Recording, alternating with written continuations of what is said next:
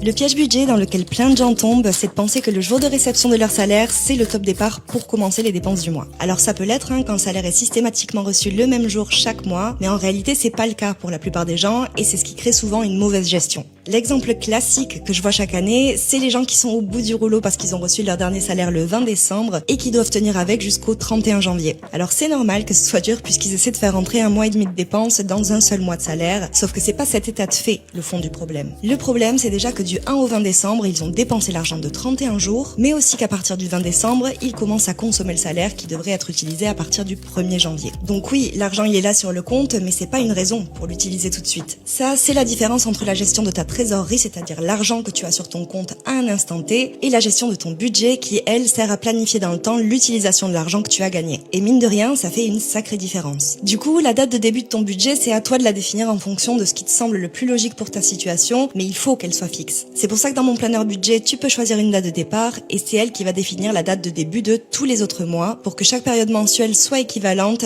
et te donne un cadre. Perso, j'ai choisi le 1er janvier comme date de départ, du coup, tous mes budgets commencent au 1er du mois, et c'est du coup à cette date que je note tous mes salaires et que je me les mets à disposition, même si je les reçois avant. Je te fais des bisous!